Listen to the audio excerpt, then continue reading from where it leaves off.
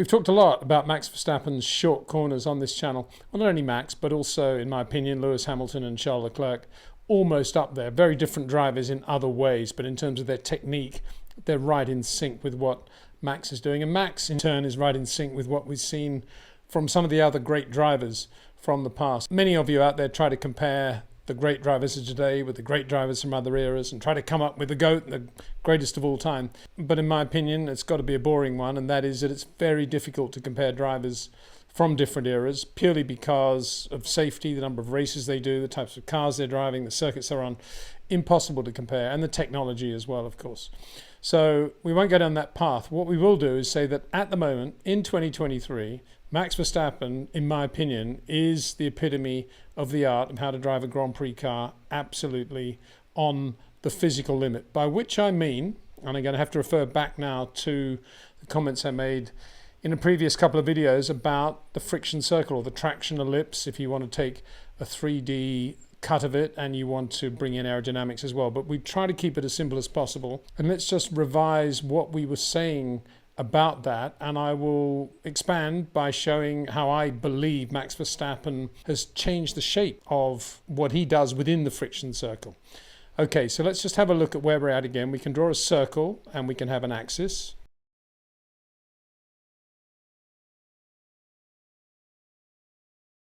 That axis is basically left-handers, right-handers, braking at the top and acceleration at the bottom. Now when the car's flat out on the straight, it's in the center there, the middle of those axes.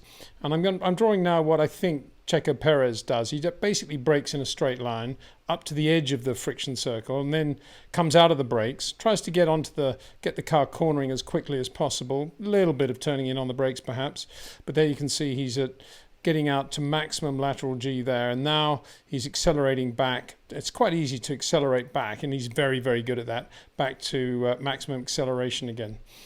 Now, if we take Max Verstappen, we'll take a different color, red. He basically brakes, as I said, he brakes differently, but he's braking nearer and he's staying longer at the friction circle, or nearer to the friction circle on the outside, and then he turns in for his transition zone. He's staying relatively near the friction circle. Now I'll just shade in the difference between Checo Perez and Max.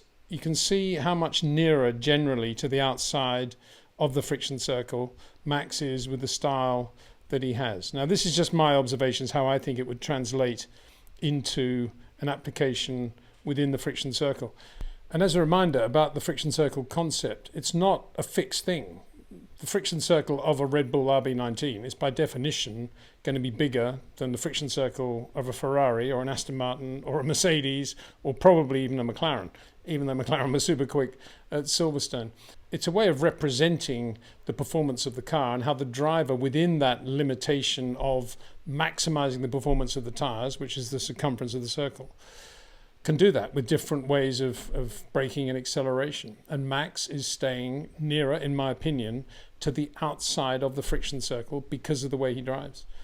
Now let's get down to the comparisons that I made at Monaco. This is on in free practice on Saturday before Max did that amazing qualifying lap, all of which happened in Sector 3, coming into Rascasse, the way he was trading off braking into lateral load into Rascasse very, very efficiently, creating his own transition zone, which has his rotation zone, and then his ability to put on exactly the right amount of steering that he needs for a diagonal exit from the corner. So he's extending the straight from the swimming pool up to Rascasse as much as possible, bearing in mind that he's also braking through that left-hander. So he's got lateral G through the very quick left-hander, and then he's got to apply harder braking into the corner proper at Rascasse. And then he's got a little bit of a straight that he can benefit from it as well. And that's where he got it all from.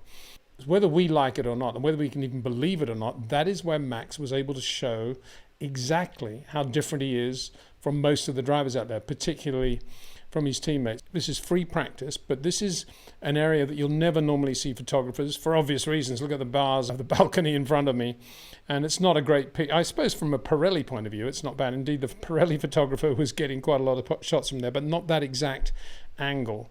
And the beauty of it is the pedestrian crossing, and you can see the difference of angle, and you can see the difference in positioning of the car coming into there. And that's not just, oh, I think I'll take a wide line or I'll take a tight line. What you're seeing there is a result of everything that's happened in the last, I don't know, probably second and a half, as they're approaching Rascasse with high lateral load through the left-hander and then having to brake with lateral load in the car. It's a really, really difficult part of the Monaco circuit. It's a difficult part of any Grand Prix circuit, to be fair. And there you see Max, let's call that the perfect position. He's got the car more or less square. He's just about to rotate the car, and then he's going to put the right amount of lock that he needs in order to get a lovely diagonal exit. Whereas Sergio Perez, you can see he's got a lot more lock on the car already. He's coming in for a much later apex, and he's had to try to find an area where he's braking in a straight line. Doing that, he's making it a much longer corner, and that's very clear in that picture. And that's where Max was so good at Monaco. Well, so obviously good. He was good in a lot of other places, but it was less obvious and less obvious to capture it pictorially. Now, I promised you many times, and here I am finally doing it, to have a look at how all the other drivers compared in the other teams. So in no particular order, let's have a look at Lance Stroll and Fernando Alonso. And you can see Lance there, if you try to remember what Max was like. Lance has definitely got a little bit more angle on the car, but he's not bad. You know, he's got it relatively early turn-in. Doesn't have much lock on the car at that point. Whereas you look at Fernando, how much lock he's got on the car, and he's definitely coming in later. That's why I've always said Fernando's brilliant in so many ways, but the one area where he doesn't compare with Max, well, he's not the same as Max, let's put it that way, is short corners. Fernando doesn't drive with short corners. What he does do is drive incredibly well in how he performs, in the same way as Ayrton Senna did. Ayrton did not have short corners either, nor did Graham Hill. But Fernando he's just about to do all his brilliant footwork and handwork there to get the car rotated and get a lovely clean exit. But it doesn't shorten the corner in the way Max was doing it. And therefore, he's not going as near, if you like, you want to get back scientifically, to the circumference of the friction circle as Max is at that point. Okay, the next comparison is Carlos Sainz and Charles Leclerc. No surprise there to see Carlos a little bit in the Fernando situation. Quite a long corner going on, quite a lot of lock at that point. You can see what he's trying to do. Charles Leclerc, like Max, has already got the car into the corner and he's looking to rotate it. As bad as the Ferrari is at the moment, that's a really nice piece of driving there by Charles Leclerc. But obviously, I would, to do why isn't he as quick as Max? Well, because the friction circle within which he is driving is not as big as the friction circle that Max Verstappen is using. Simple as that. He's probably got a half reasonable balance there on a set of tires, whatever he's on, soft tires it looks like. But the actual grip level is not as good as the RB19 for obvious reasons. Well, not obvious reasons, but obviously not. So we come to the two Alpine drivers, not very different, and both of them pretty fair, actually, to be honest. I mean, sort of at least Lance Stroll plus a little bit more. Esteban Ocon's got the car quite well, doesn't have too much lock on the car at that point. Likewise with Pierre Gasly. So two drivers there, relatively short corners, nothing like as short as Max's, but heading in the right direction. Not bad, very similar, actually, coming into Rascasse. Kevin Magnussen, Nico Hülkenberg. Kevin definitely shorter corners than Nico Hülkenberg, who's got a wider arc but does it really well. This is not a criticism, remember. This is just a style comparison. But what we're seeing here is indicative of the way these drivers do perform on other corners, on other circuits throughout most of the year, unless they're going to go and radically change their style. When Kevin Magnussen is quick, a lot of people say, wow, that was a quick lap from Kevin. Probably because he's just managed to get in one of his short corner laps. And when he does that, he is really quick. But Nico Hülkenberg, a little bit more margin for error in the sense that he's got a wider apex. But he does rely on relatively late braking in a straight line, more than Kevin Magnussen. So that's why he's going to be prone and sensitive to locking brakes, perhaps going off periodically.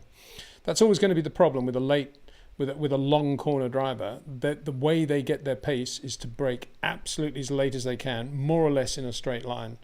And that leaves you very susceptible to error. Whereas Max is not worried about late braking. He touches the brakes for a millisecond, a billisecond, if there is such a thing, just letting the car settle, and then he brakes hard, and then he comes out of the brake pedal. And his main way of generating turn-in and grip when he needs it is to modulate coming out of the brake pedal pressure against increased steering load at exactly the right increments. And that's the beauty of what he does.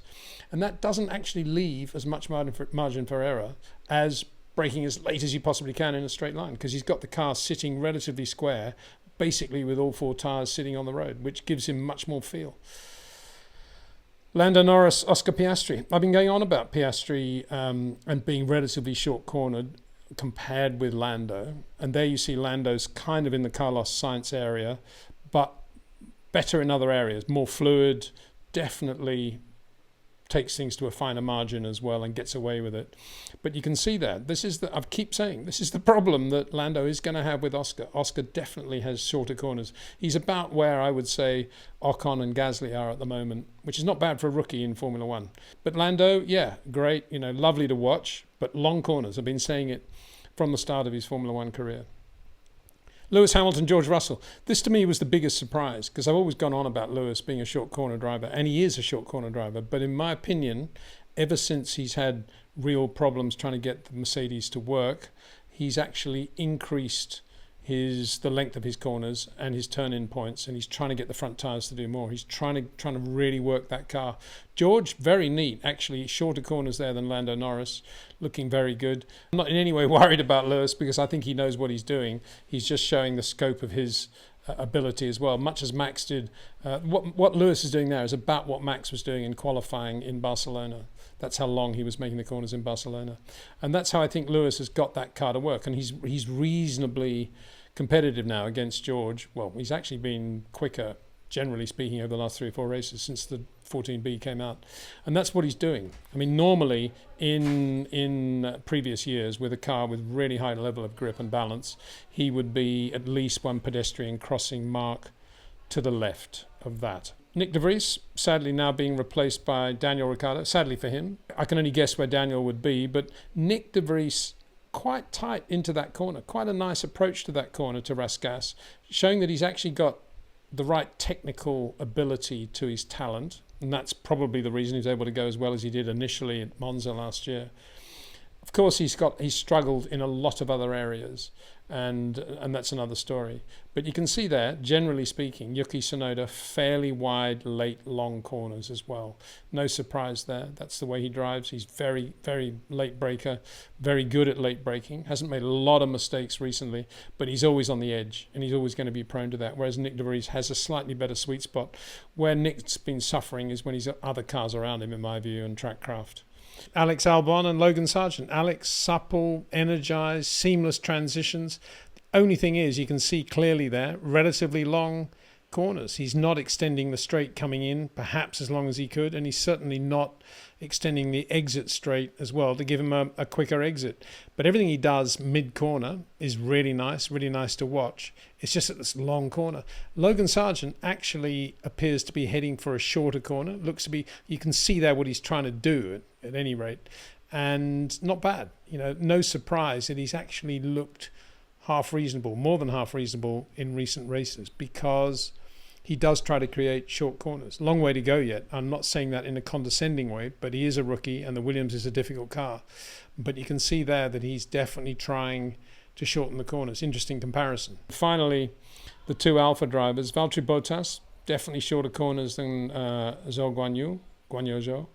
And no surprise there, because Valtteri's always been relatively neat and tidy in that area, but there's not a lot in it. I mean, Valtteri could be a good pedestrian car slab inside that on a good day, and indeed I think he was when he was at the back end of his Williams career.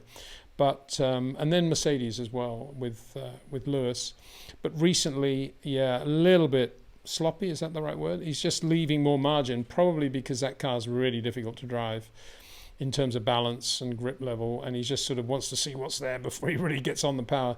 But Valtteri generally is relatively good in terms of short corners, whereas Guanyu Zhou, I think, is just natural non-short corner driver from what we see there. Max does it better than anybody else right now in that very difficult, hostile environment of getting into a corner, braking hard. He's the guy that's able to feel the car in such a way that he can get it to rotate exactly when he wants to and extend the straight. And it's really extend both straights, the beginning of the next straight and, of course, the end of the previous straight. So that is what his art is all about. And it's it's no wonder that a lot of people, in trying to emulate that, Sergio Perez, good example, get kind of lost and don't know what they're looking at really. And I still don't believe that the engineers out there are able to put what I'm talking about here into real numbers and to isolate what Max is doing driving wise compared with their drivers. I think that everything is related to car inputs as distinct from what the driver is doing to create the reaction of the car, and that's the difference.